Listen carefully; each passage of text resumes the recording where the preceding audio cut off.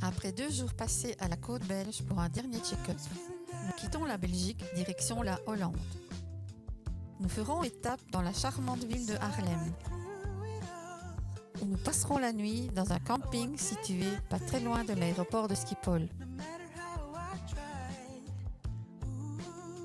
Le lendemain, le samedi 10 juin, on the road again. Direction l'Allemagne, où nous passerons quelques jours le long de la rivière Lessum à Bremen. Nous pourrons y randonner à vélo et découvrirons un joli parc, le Knoopspark. Et au hasard des randonnées, nous faisons des rencontres agréables avec les locaux.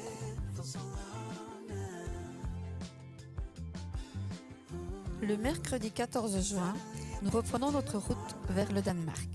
Afin d'éviter le périphérique encombré de Hambourg, nous empruntons la barge à Wischaffen.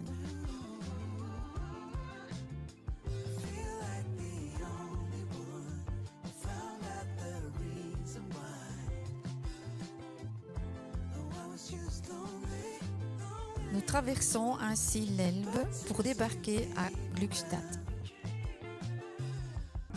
Nous commençons notre exploration du Danemark par le Jutland, qui est la partie du pays attachée au continent. Nous arrivons au Danemark par la côte sud-ouest et poserons les pieds sur le sol danois à Højer, le long de la mer des Wadden, où se posent de nombreux oiseaux migrateurs. En remontant la côte de la mer des Wadden, nous traversons une langue de terre pour accéder à l'île Romo.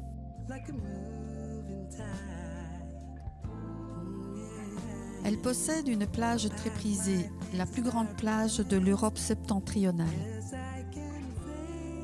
où l'on peut circuler avec son véhicule en faisant évidemment bien attention de ne pas s'embourber dans le sable.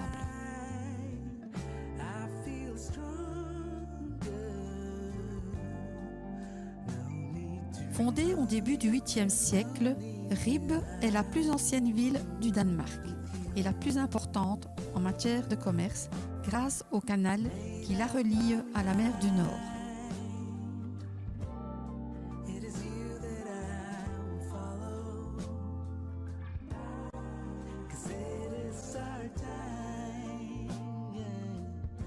Ces habitations, datant du XVIIe siècle, font d'elle une destination touristique très populaire.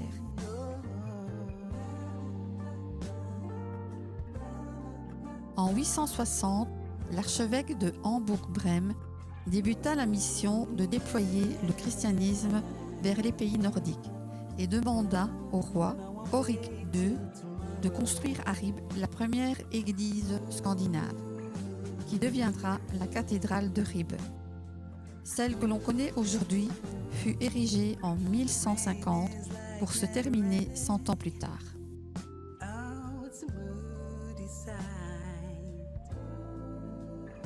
À l'entrée du Ribe Viking Center, nous sommes accueillis par les 3 Nornes, sculptures en bois des divinités qui tissent les fils du destin. Ce site fait revivre le village de Ribe des années 710 à 980. Il présente une longue maison de Jarl appelée Skali qui possède une pièce commune où se déroulaient les banquets ou autres célébrations.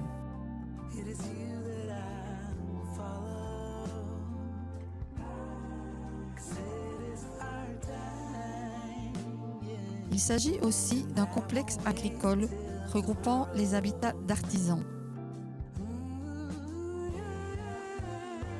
À Esbjerg, face à la mer du Nord, une œuvre gigantesque trône au-dessus de la plage. Il s'agit d'une sculpture contemporaine intitulée « L'homme rencontre la mer ». Cette sculpture a été réalisée par le sculpteur danois Sven Wick Hansen. Ici, nous sommes dans la réserve naturelle ornithologique de Randvoldal.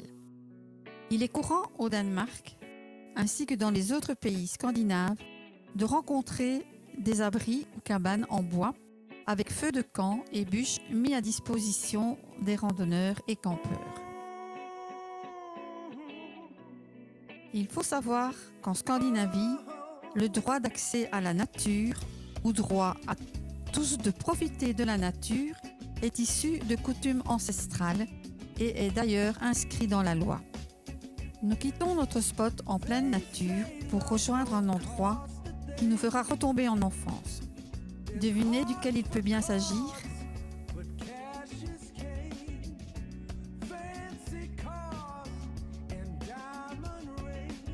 La ville de Billund abrite le parc Legoland, un passage obligé au Danemark pour y retrouver son âme d'enfant. Plus de 80 millions de Lego briques sont mises en œuvre pour le plus grand plaisir des yeux des petits et des grands. Jelling, monument royal sous le règne de Gorm l'Ancien et de son fils Harald Bluetooth, date du Xe siècle. Le tumulus de Jelling et l'une des pierres runiques sont des exemples frappants de la culture païenne nordique, tandis que l'autre pierre runique est l'église, sous laquelle sont enterrés les ossements de Gorm l'Ancien, illustre la christianisation du peuple danois vers le milieu du Xe siècle. Notre montée vers le nord nous mène à Aarhus, qui possède, dans son quartier historique d'Indreby, une rue datant d'avant 1300, la rue Modestienne, connue pour ses maisons pittoresques datant, elles, de 1870. Dengenleby, qui signifie la vieille ville, est un musée d'histoire à ciel ouvert où un voyage aventureux nous attend à travers 400 ans d'histoire danoise, allant de l'an 1600 à l'an 2014. L'époque la plus marquante et la plus émouvante pour nous a été l'année 1974, période de notre adolescence. Un peu plus au nord, nous faisons étape à Aalborg, où nous nous baladerons dans la ville.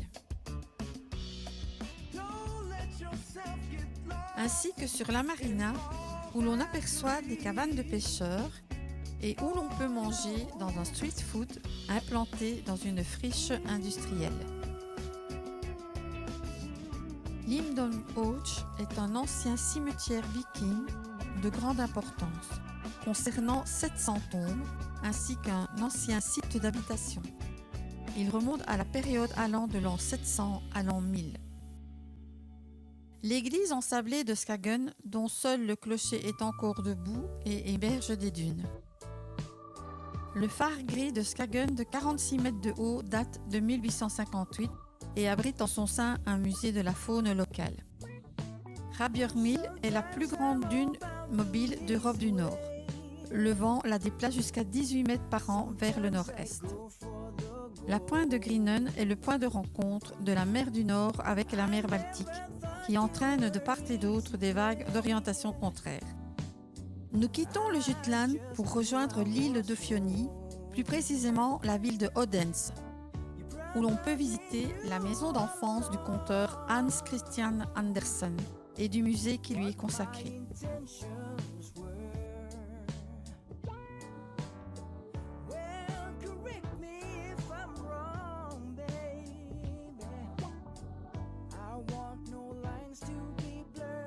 Voici Hans Ulle Hahn, un des 1000 trolls réalisés à l'aide de matériaux de récupération par l'artiste danois Thomas Dumbo, activiste du recyclage.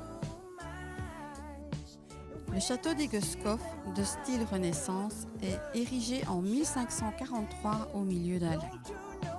En 1722, un parc a été conçu autour du château.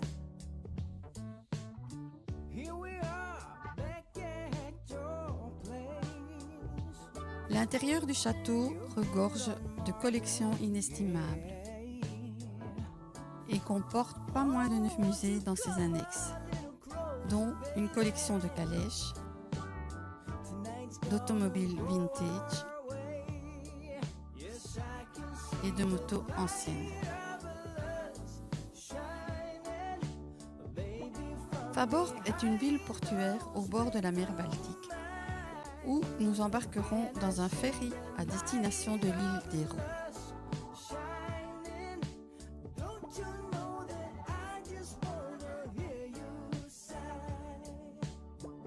Après une courte traversée sous le soleil, nous arrivons sur l'île d'Hérault.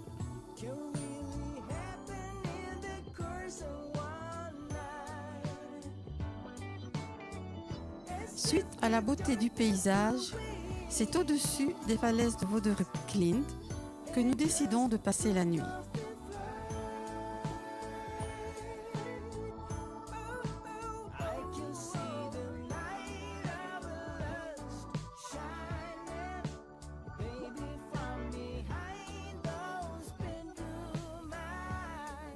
Le lendemain, à Eroskobing, nous nous installerons le long de la plage très folklorique de Westerstrand avec ses cabanes colorées.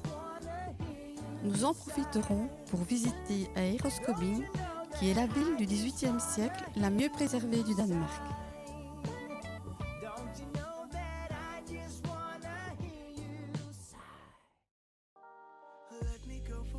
En soirée, nous profiterons d'un magnifique coucher de soleil sur la plage.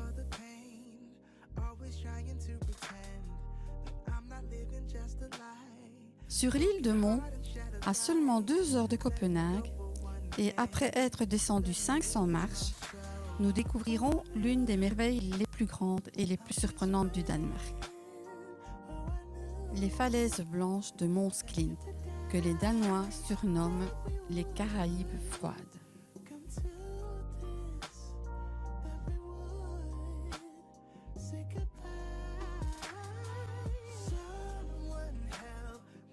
Nous quittons l'île de Mont pour nous rendre sur l'île de Sealand, la plus grande île du Danemark. Nous ferons étape quelques jours à Roskilde, capitale du royaume danois du Xe au XVe siècle, qui possède l'une des plus remarquables cathédrales où 21 rois et 19 reines y sont inhumés.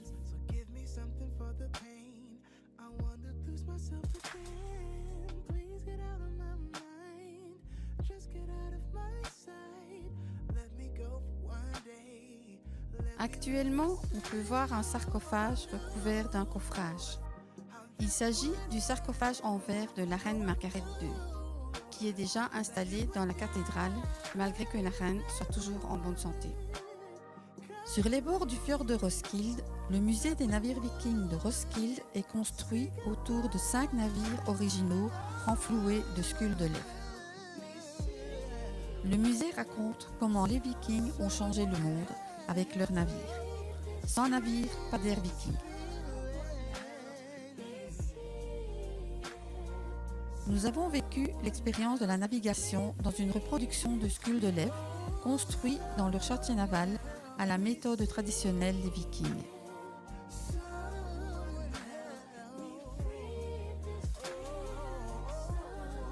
Afin de perpétuer leur tradition, sur ce chantier naval, ils organisent des ateliers pour adultes et enfants, les immergeant ainsi dans leur culture.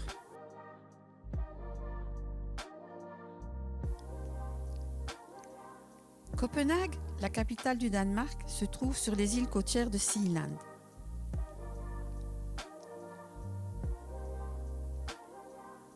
Nyhavn, un canal du centre de Copenhague, est caractérisé par des maisons de couleurs vives qui le bordent.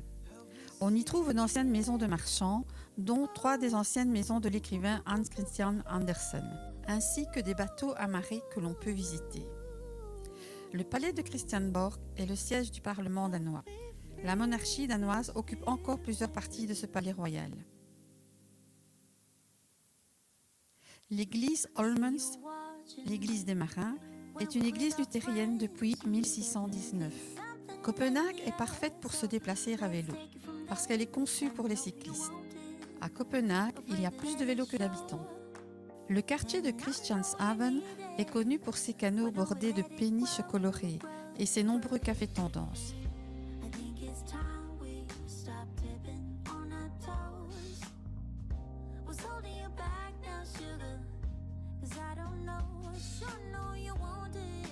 Certaines rues de Copenhague sont fermées et réservées ainsi aux habitants.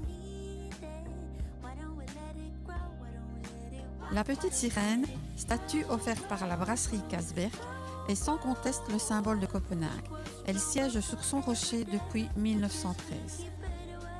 Les jardins du Tivoli, attraction majeure au centre de Copenhague, est souvent considéré comme le premier parc à thème créé au monde et il fut ouvert en 1843. Ce parc comprend un théâtre de pantomime qui propose une perpétuation de la commedia dell'arte italienne, ainsi que de nombreuses attractions foraines anciennes et de magnifiques jardins fleuris.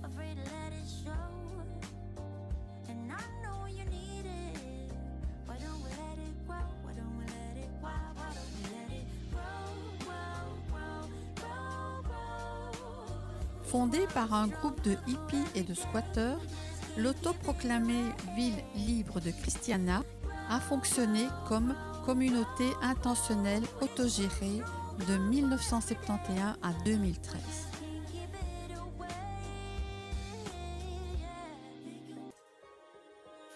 Nous quittons le Danemark pour rejoindre la Suède par l'Øresundsbron, célèbre pont reliant la ville de Copenhague à Malmö dans le sud de la Suède.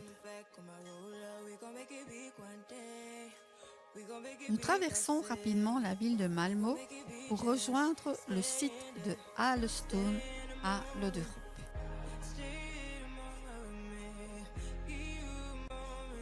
Avec ses 68 mètres de long, Alestenar, en suédois, est la plus grande construction mégalithique qui ait subsisté en Scandinavie. D'après le folklore de Scanie, il s'agirait de la tombe du roi Hal le Fort, roi légendaire de Scandinavie. Nous remontons la Suède par sa côte est et faisons étape à Ride, au bord du fjord Hansiltefjorden.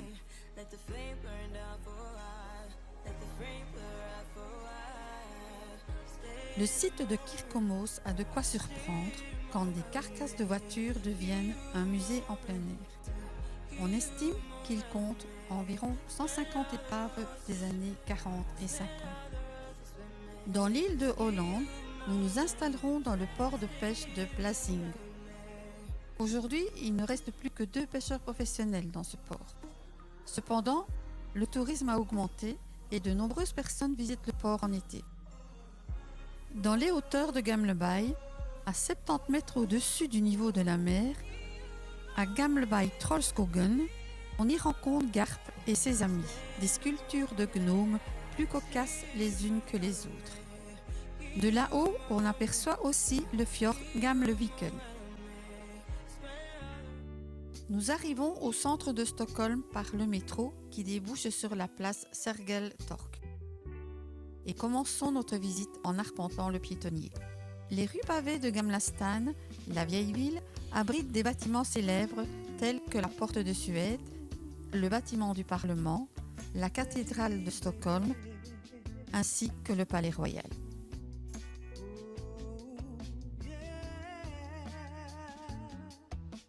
La place Stortorget est le centre de la ville médiévale de Stockholm.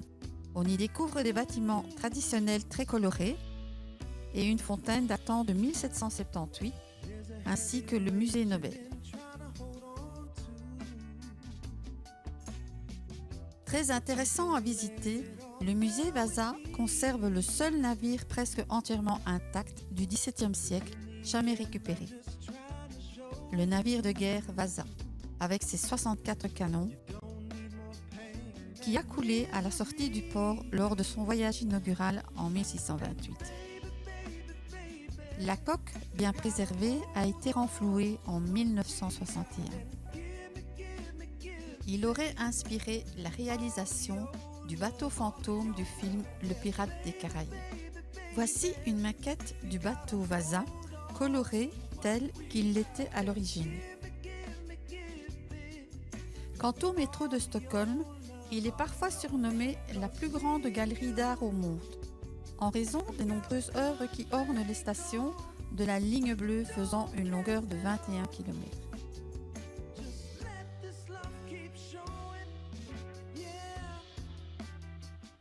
Le musée ABBA est un musée interactif consacré au groupe de musique suédois ABBA.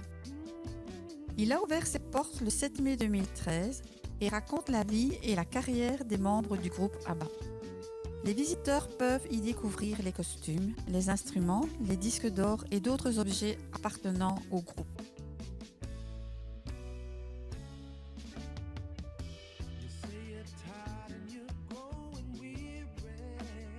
Après avoir visité Stockholm, nous traversons la Suède pour rejoindre sa côte ouest en longeant le canal Gotha, qui est parfois appelé le ruban bleu de la Suède. Long de son 90 km, allant de Söderköping à Göteborg, il reste aujourd'hui encore l'un des plus grands travaux de la Suède qui, en raison de l'important dénivelé, est muni de 58 écluses. Nous en avons visité quelques-unes, dont l'écluse de Mem, celle de Söderköping, ainsi qu'un joyau du génie humain, une succession de 8 écluses à berge que des bateaux de croisière sur le canal Gotha franchissent. Nous ferons étape dans la banlieue de Göteborg, exactement dans la réserve naturelle de Bockedalen, au lieu dit Rahulvindvit, où nous effectuerons une randonnée dans sa forêt de feuillus et de pins.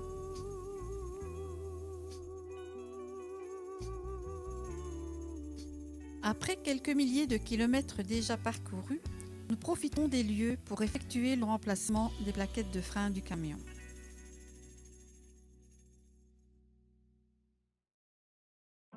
Le Bohuslän, province la plus à l'ouest de la Suède, est doté d'un archipel de plus de 8000 îles et îlots. Son littoral est célèbre pour ses formations rocheuses lisses, ainsi que pour ses villages de pêcheurs pittoresques et hangars à bateaux colorés. Nous ferons étape quelques jours sur l'île de Malmö, d'une superficie de 8 km que nous parcourrons à vélo. Nous nous installerons sur sa plage rocheuse qui nous fait penser à des vagues de pierre.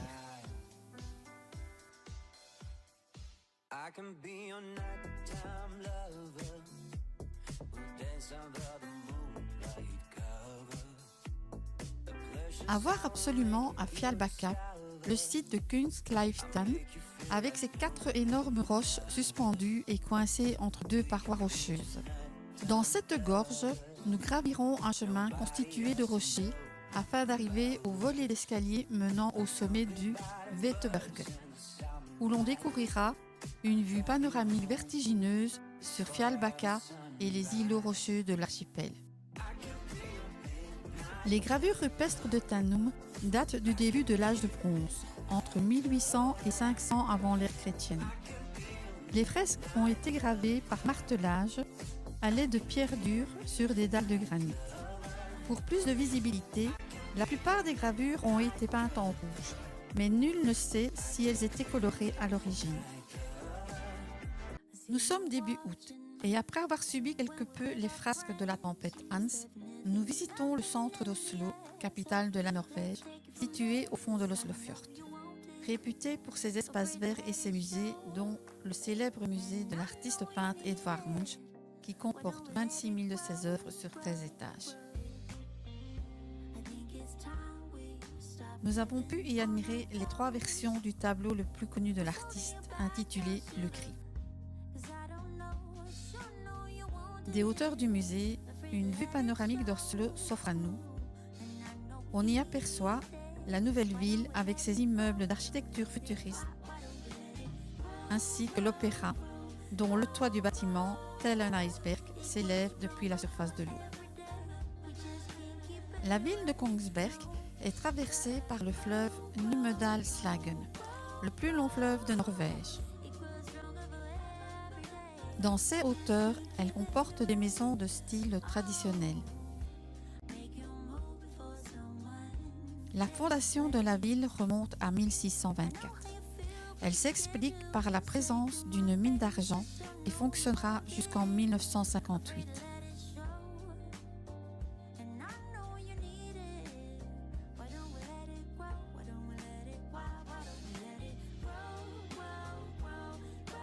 La Stavkirke de Heidal est la plus grande église en bois debout de Norvège. Elle fut édifiée au XIIIe siècle et est l'une des 28 églises en bois debout restant en Norvège. Elle comprend 3 nefs avec une abside semi-circulaire. L'autel date de 1667 et les peintures sur les murs sont de la même période.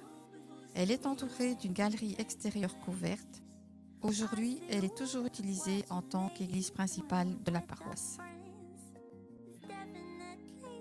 Vu l'heure tardive, nous cherchons un endroit pour nous poser.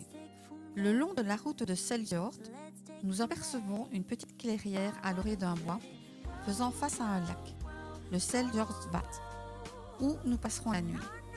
Quelle ne fut pas notre surprise au lendemain matin de découvrir un endroit magnifique où nous est apparu un lac, tel un miroir, où se reflétaient nuages et montagnes, tout cela dans un calme majestueux.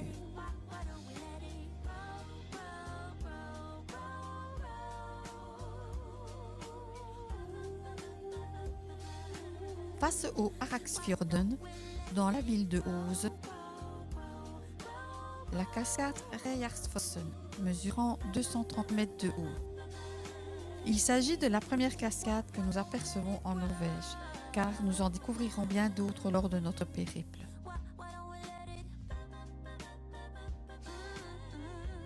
Dans la Norvège des fjords, sur la côte ouest du pays, nous faisons étape à Stavanger.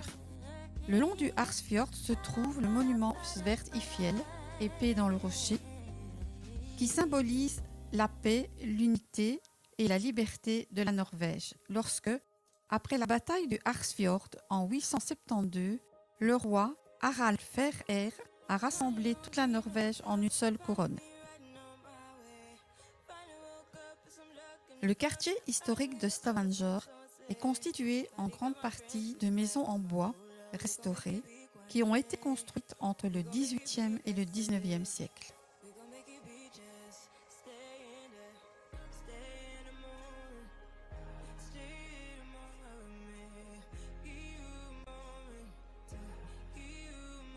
Nous quittons Stavanger et passerons une nuit bien tranquille sur l'île de Mosterøy dans une petite marina.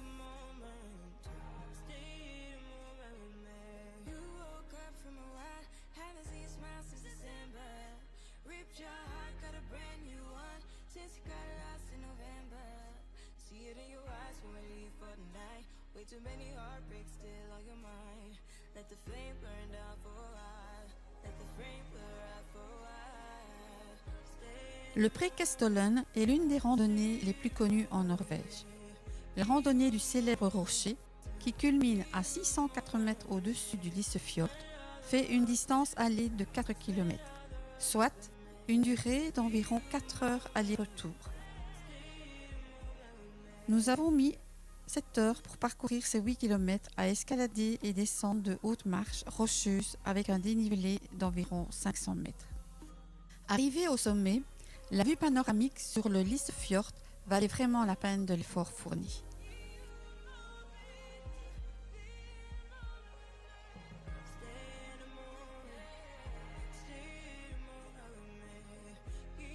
L'heure tardive à laquelle nous avons terminé la randonnée du Preikestolen nous obligeait à trouver au plus vite un endroit où passer la nuit.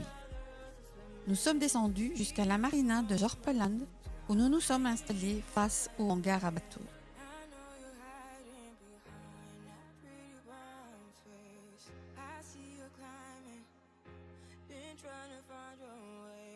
Au bord du fort de Fjord se trouve le Rexgarden, un parc naturel abritant plusieurs milliers de rhododendrons rex, qui ont donné son nom au parc. Les sculptures en bois ornant le parc et la plage ont été réalisées à la tronçonneuse par un artiste local.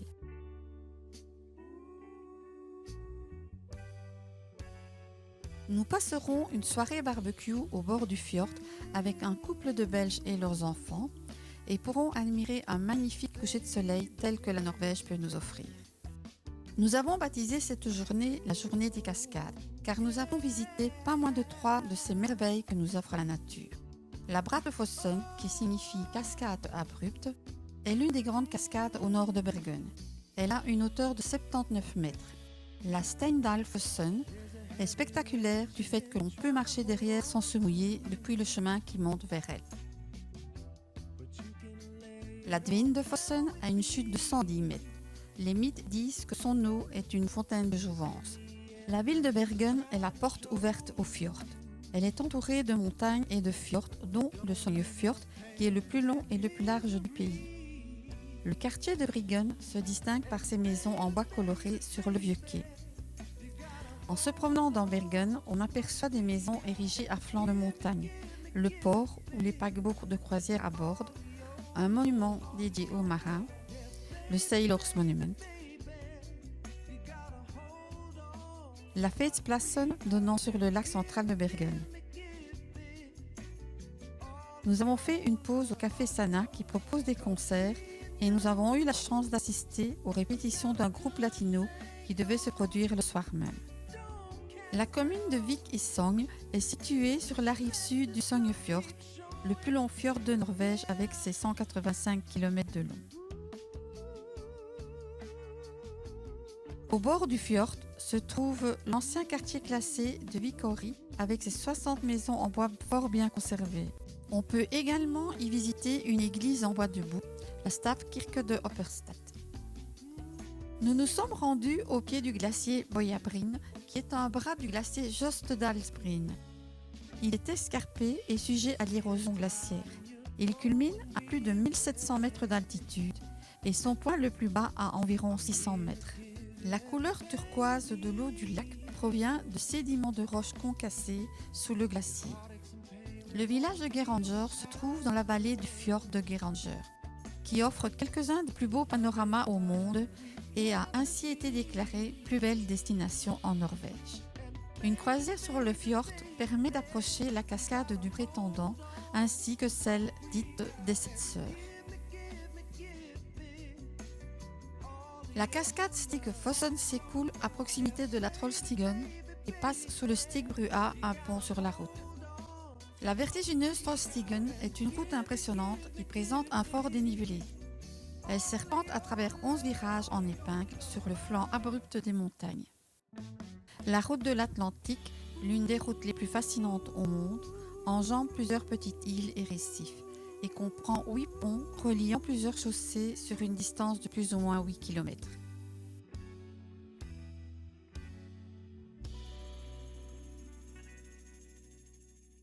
Notre route se poursuit vers le nord et nous permet de traverser de nombreux villages, tous plus pittoresques les uns que les autres.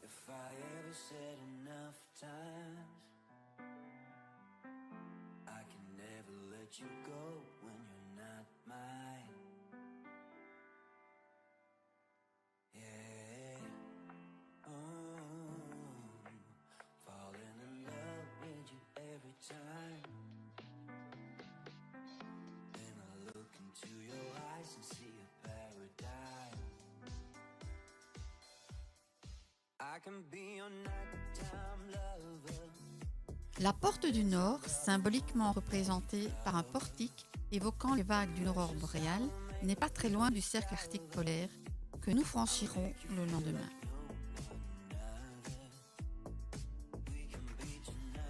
Non loin de la ville de Bodo, de puissantes forces sont à l'œuvre entre deux fjords. Au moment où la marée s'inverse, de spectaculaires maelstroms se forment entre les deux fjords dans le détroit de Salstromen. Il s'agit du plus puissant maelstrom du monde. C'est le poisson qui a construit la Norvège, autour duquel, dans les îles Lofoten, se sont développés d'adorables petits villages de pêcheurs tels que A et Rennes.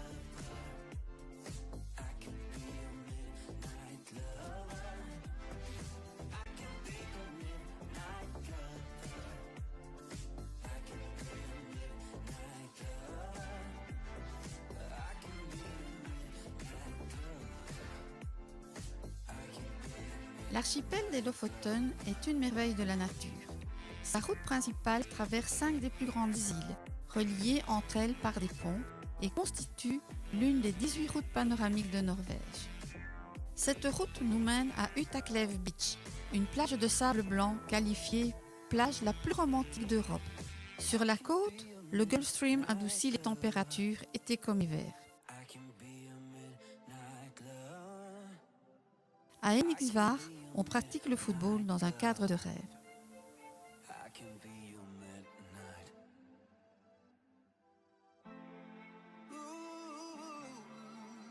Au nord des Lofoten s'étendent des îles Vesteralen, la seule destination où l'on peut voir des baleines toute l'année. À Andenes, nous avons effectué une excursion d'observation des baleines et avons pu suivre des yeux un cachalot, une expérience inoubliable. La ville de Tromsø est située à 350 km au-delà du cercle arctique polaire. La cathédrale arctique, monument emblématique de la ville, doit son nom au fait qu'elle est située au-dessus du cercle arctique. La bibliothèque et son extraordinaire toiture conservée sont les résultats de la rénovation d'un ancien cinéma. Le Magic Ice Bar est un endroit où l'on découvre l'histoire de Tromsø à travers des sculptures de glace. Notre montée vers le Cap Nord nous fait traverser la ville de Alta. L'église d'Alta, surnommée cathédrale des aurores boréales, est une curiosité architecturale. Bâtie dans un style circulaire, son parement extérieur est constitué de tôles de titane. L'intérieur, d'un style dépouillé, est néanmoins très charmant. Sur les routes de la toundra et du Cap Nord, nous rencontrons souvent des troupeaux de rennes, car ceux-ci sont élevés en liberté. Les Samis, peuple autochtone de la Laponie, sont des éleveurs de rennes. La viande de renne reste un aliment de base dans la culture Sami. Le 7 septembre 2023, après 9609 km parcourus, le but ultime de notre voyage est atteint. Sous la pluie et le vent, c'est très ému que nous arrivons au Cap Nord.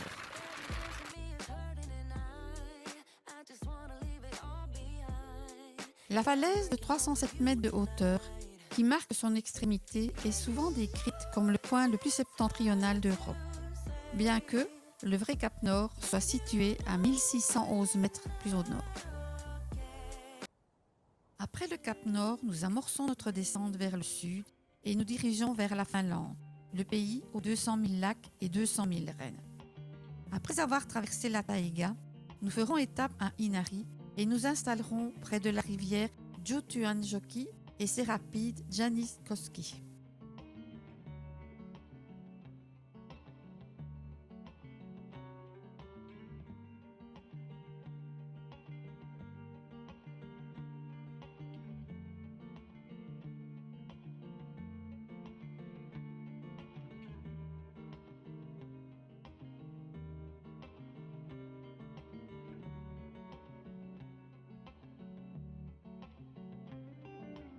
Près du village de Nelim, nous visiterons une église orthodoxe en bois dédiée à Saint Tryphon Peshenga. N'étant pas très loin de la frontière avec la Russie, par curiosité, nous y sommes allés. Il s'agit de l'une des frontières extérieures de l'espace Schengen.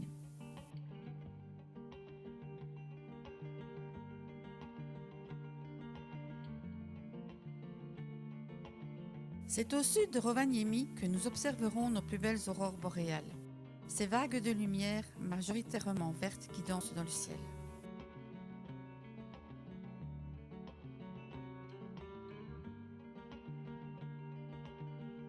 Nous ne pouvions traverser la Finlande et Rovaniemi sans rendre visite au Père Noël, où il a élu domicile au Santa Claus Village.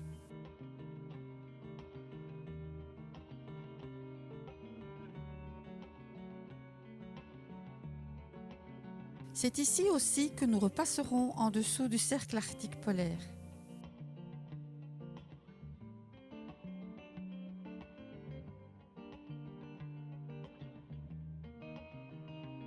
Dans l'espoir d'y rencontrer des ours, nous nous sommes rendus à Juma dans la taïga. Mais les petites routes de forêt parsemées de nids de poules ont eu raison d'une jante du camping-car.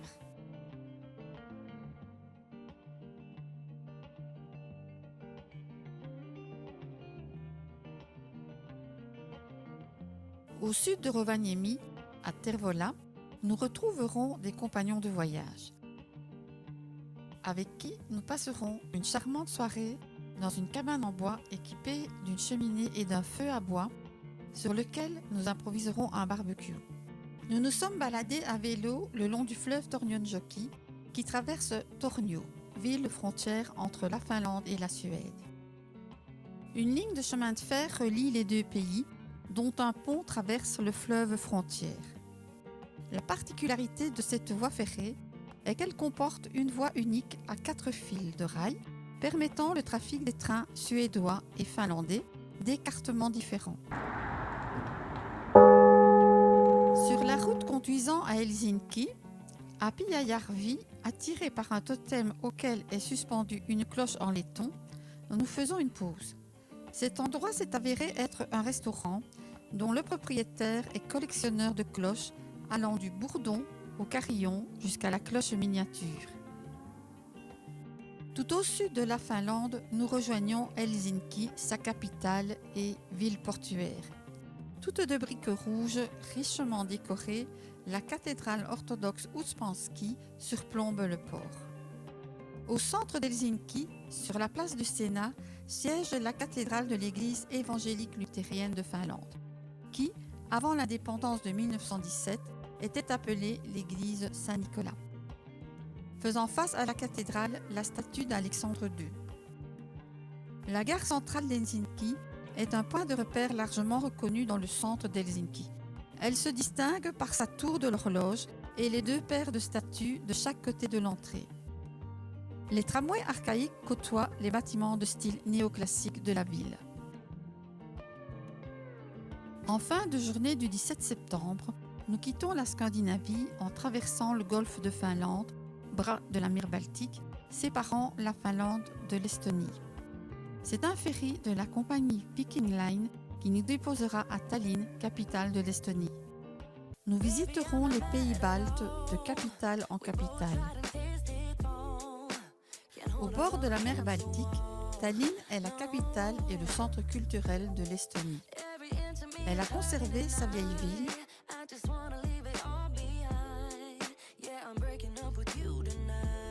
Son hôtel de ville gothique a été construit au XIIIe siècle. Avec sa tour de 64 mètres de haut, il occupe la place principale historique de Tallinn, où se trouvent cafés et magasins.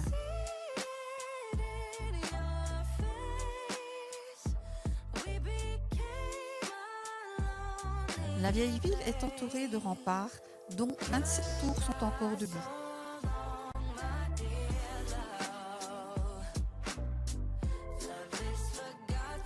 L'église de Saint-Nicolas est aujourd'hui un musée consacré à l'art ecclésiastique.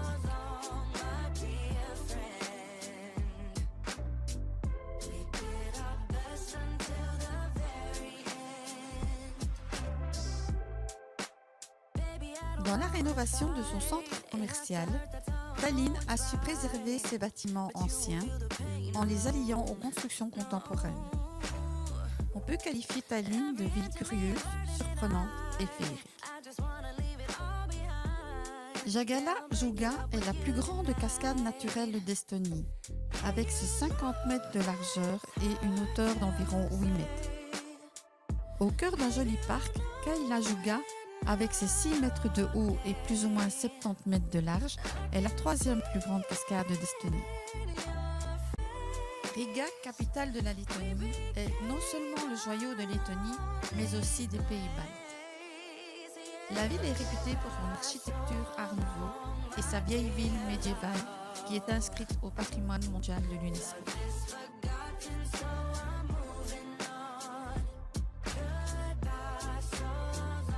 Le château de Riga, situé au bord de la Daugava, est une forteresse qui, depuis 1995, fait office de résidence présidentielle. Les chats noirs sont devenus le symbole de Riga, suite à un scandale qui, fin du 19e siècle, vit le propriétaire de cette maison se venger de la guilde. Il ordonna que les chats situés sur les toits de sa maison soient tournés de manière à présenter leur derrière vers la grande guilde. La maison des têtes noires est une célèbre maison médiévale, baptisée ainsi parce qu'elle avait une tête d'Africain comme emblème, faisant probablement référence aux origines nubiennes de Saint Maurice, saint patron de la guilde. De par sa forme et ses décorations, on la compare parfois à un sapin de Noël. Kernavė, située à 35 km de Vilnius, fut la première capitale connue du Grand-Duché de Lituanie. C'est aussi un site archéologique très important, témoignant de la présence humaine dans la région sur une période de 10 000 ans.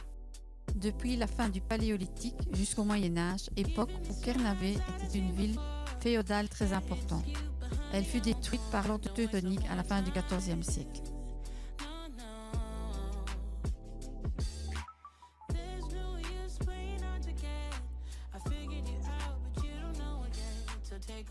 Établi sur le site d'un ancien kolkhoz russe, Kernaveland est un endroit incroyable.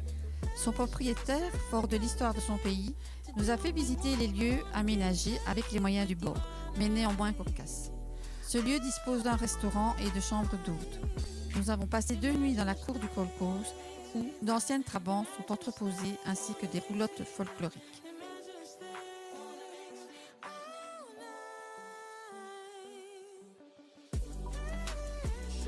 Vilnius, la capitale de la Lituanie, est classée au patrimoine mondial de l'UNESCO, avec ses bâtiments datant du XIIIe siècle. Une grande partie de Vilnius était autrefois un ghetto juif, mais c'est à présent un charmant centre-ville constitué de bâtisses à l'architecture baroque, gothique et Renaissance. La cathédrale de Vilnius et son beffroi est la principale église catholique de Lituanie. La statue du grand-duc Gediminas, qui fonda la ville de Vilnius, figure aux côtés de la cathédrale. Déployée sur les 2 rives de la Vistule, Varsovie, capitale de la Pologne, avec son architecture extrêmement variée, reflète son mouvement passé. La vieille ville a été minutieusement reconstituée après avoir été rayée de la carte en 1945, dont le château royal, emblème de la reconstruction.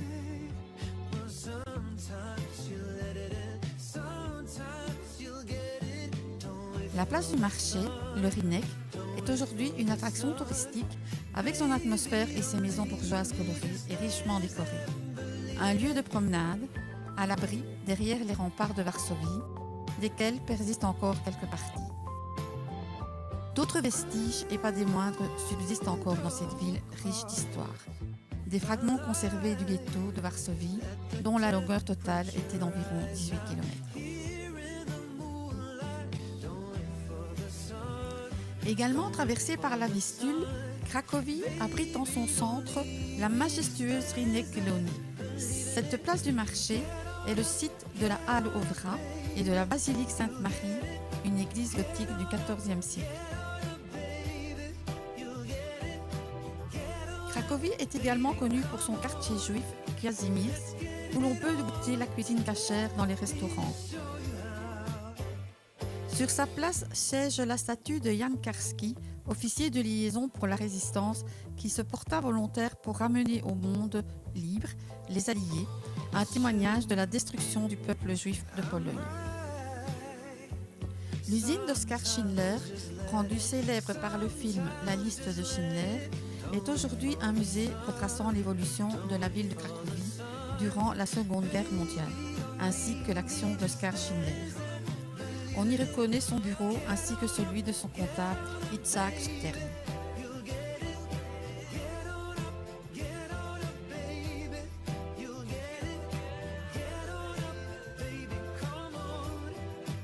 Bien au-delà du condiment de cuisine, le sel a littéralement une histoire d'une grande profondeur. Au XIIIe siècle, le sel extrait d'un endroit sans pareil, la mine de sel de Wieliczka, qui comprend de vastes chambres décorées, éclairées par des lustres taillés dans la roche de sel, des chapelles sculptées à même le sel, des salles caverneuses avec de sublimes lacs salés.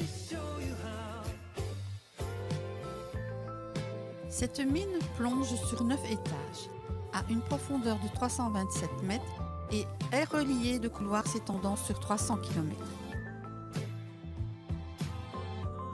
Pour un devoir de mémoire, nous sommes allés visiter les camps de concentration et d'extermination de Auschwitz-Birkenau, le plus grand cimetière de l'humanité. C'est très atterrés et affligés que nous en sommes sortis. En ce premier jour d'octobre, c'est dans la ville de Berlin que nous faisons étape en Allemagne. Divisé en deux pendant la guerre froide, le pays a adopté la porte de Brandebourg comme symbole de sa réunification. Les pans restants du mur de Berlin, sur lesquels des graffitis ont été peints, témoignent de son passé tumultueux. Le checkpoint Charlie est l'un des postes frontières qui, lors de la guerre froide, permettait de franchir le mur. L'Oberbaumbrücke est un pont routier et ferroviaire traversant la Spree et datant de 1896. Il relie deux quartiers d'anciens arrondissements de la ville qui ont été séparés par le mur de Berlin jusqu'en 1989. En lieu et place d'un ancien château bombardé en 1945, puis détruit en 1950 par le régime communiste, s'élève désormais sa réplique, hébergeant une université, 2 bibliothèques et 3 musées. Le palais du Reichstag abrite aujourd'hui le Bundestag de la République fédérale allemande. La cathédrale Berliner Dom est l'église principale protestante de Berlin. L'ancien office des postes du Reich est actuellement le musée de la communication. Après 15 164 km parcourus, c'est à Berlin que se termine notre road trip scandinave, qui a débuté le 6 juin 2023 pour se terminer le 3 octobre, après 120 jours passés sur les routes de l'Europe du Nord et de l'Est.